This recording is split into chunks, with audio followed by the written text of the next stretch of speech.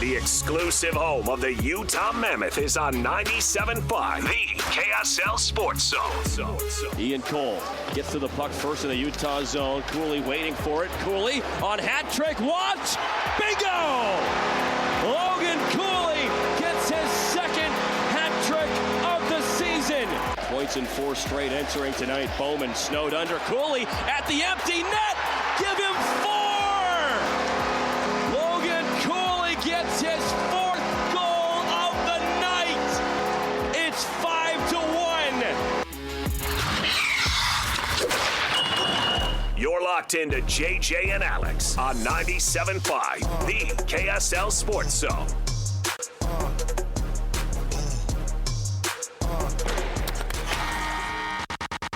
It's time to talk hockey with the Utah Mammoth and NHL insider on KSLSports.com, Cole Bagley on 97.5, the KSL Sports Zone. I heard that intro and I had like a weird flashback back to when we had portable CD players. Remember that? The fact that you even said remember CD you're like, players. hold it straight. Hold it straight. And you were really classy if you bought like a nice Sony Discman that had the... You had to show it off too. They had it wasn't tracking. What'd they call it when it was like the skip? They basically had like the skip control on it. Skip protection, yeah. You could like run around and it wouldn't skip.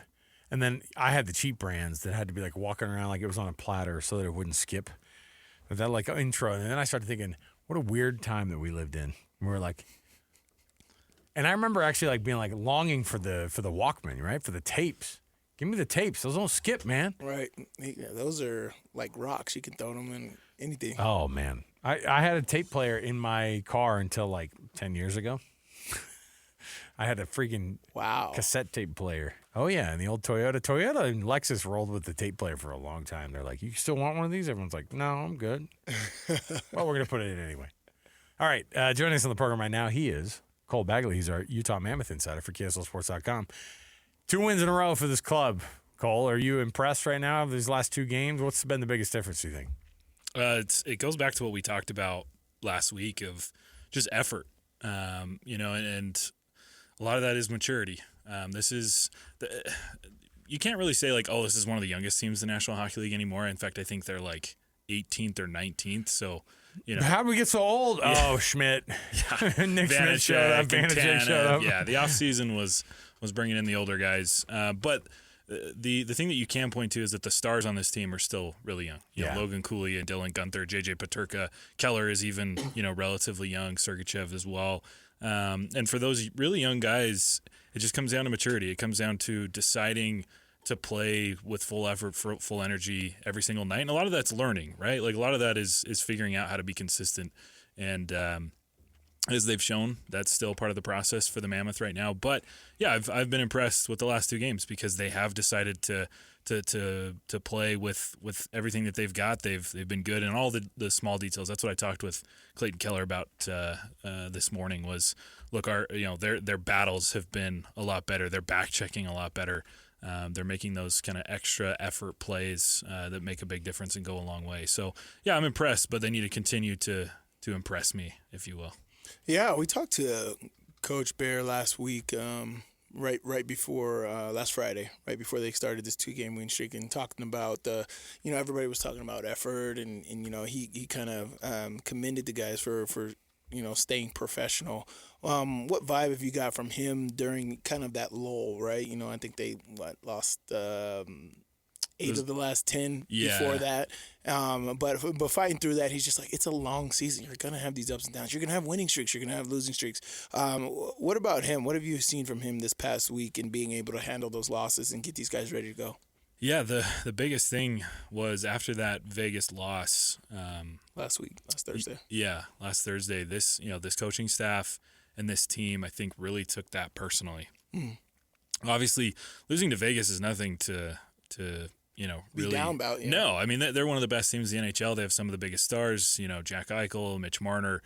Plenty of really top tier talent, guys that are already named to Olympic hockey teams. Right, sure. Eichel's arguably the best American player in the game right now. So nothing to really get too down about. But it shows how much they care, the fact that they wouldn't settle for that result. They went to work the next day, and that was the toughest practice I have seen Tourney hold probably through the entirety that Utah has been around, since the Mammoth have existed. And it was full contact, zone battles. It was guys going at each other, teammates going at each other, respecting each other, of course, but full contact, full physical, really sticking to each other in the crease area, hitting each other hard along the boards, battling hard, and throughout most of the day as well.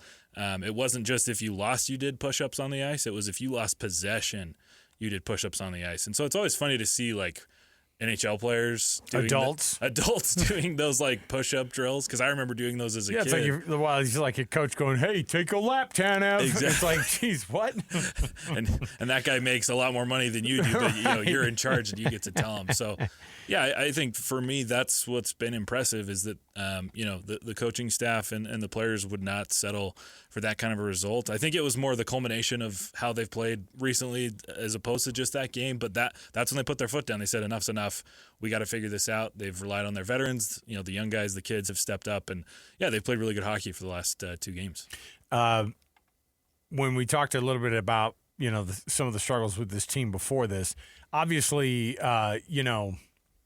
winning changes a lot of those attitudes, right. But it's also just kind of getting back to where I think that they had been previously. I think was part of that. It was like they had lost something in that kind of streak of between when they went 8-2, winning 7 in a row, to the spot that we were sitting right like this last week, and we're going, ooh, and I remember actually thinking to myself, man, I hope they win, because it's not going to be a very fun conversation with Bear the next day. And of course, then they get their butts kicked by Vegas on Thursday, and Bear answered the tough questions. What has he done as a coach, do you think? Because a lot of people were going, get Bear out of here. You do the fired up I don't like how this guy's coaching. What has changed from the tactical standpoint that you've seen? Because obviously the effort part and asking your guys to play hard, that's one thing. But what changes were made from the tactical standpoint? Anything from the lines perspective that you thought? Because we talked about that too. It's like, man, some of this stuff might need to change up. Has any of that changed at all? There has been some changes. I don't know if it's necessarily a direct if that's a direct result of these wins. But yeah, I mean, Cooley and Gunther are back together, which is a big deal. I wrote about this in my column the other night. I believe the team is 10-6 when they play on the same line, or 10-5 when they're on the same line, as opposed to 11-6 or 1-6 when they're not together. That's pretty significant, right? That shows how much of an X factor those two are. And then when Logan Cooley gets on the stat sheet, Utah is 8-3 in those games. So those two are definitely an X factor. And I know a lot of people as well have been like, well, why isn't JJ Peterka playing with them again? Well, since he's changed the lines quite a bit recently. And one of the biggest changes was against Buffalo about 2 weeks ago. He put Peterka on the third line. Peterka's got 5 or 6 points since that change. So he was the only one really, beneficiary of those changes. And when things are going right and players are scoring goals and production's happening, they're usually okay with that. Yeah, you don't change it up. And, Gunther and Cooley just hung 7 points on Vegas a couple days ago. Right. So I think that's the explanation for why Peterka hasn't necessarily been reunited. They don't have the full kid line.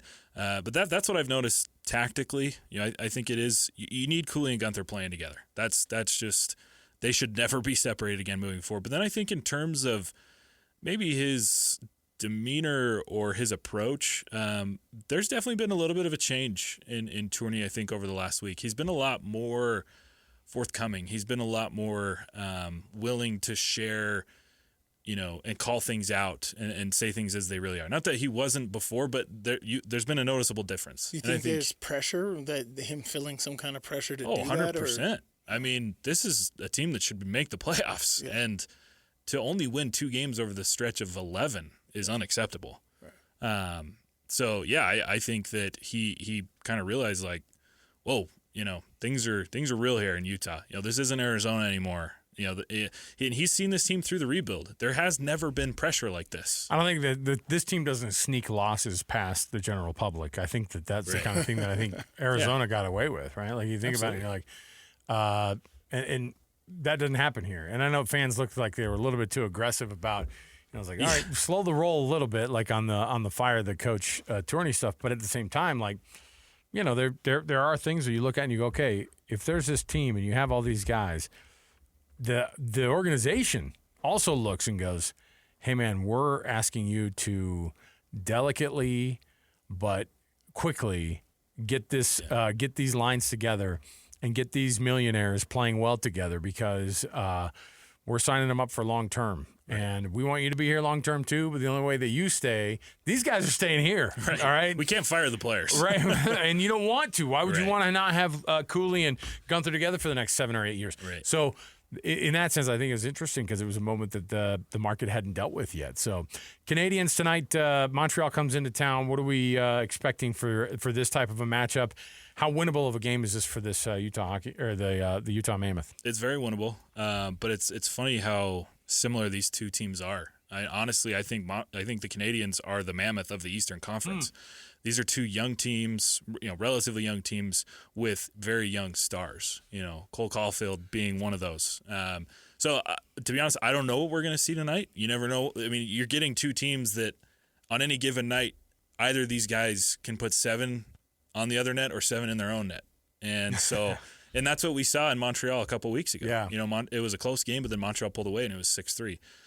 So what I do expect is a very fast game, a high-paced game, and I think those are your X factors as they're going to be all season for Utah. It's Cooley and Gunther, I think, and when those guys are flying, when those guys are playing well, Utah wins hockey games. And the same thing can be said for Montreal. When Cole Caulfield is playing really, really good, when Lane Hudson is playing really, really good, that team is winning hockey games. So that for me is I think whichever team can get the most out of their young stars will end up winning tonight.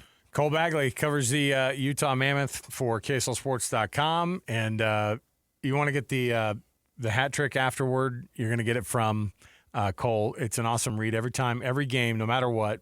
You're going to get the breakdown of those games from Cole, and it's awesome to be able to get that. We have an awesome resource in Cole being in the building. So, hey, have fun over there. We'll be watching, see how this thing goes down. So thanks for hanging out, man. Yeah, thanks, guys. We'll take a break. We'll come back. We have Best and Worst next. Wrapping up this hour. Stay here, 97.5, the KSL Sports Zone.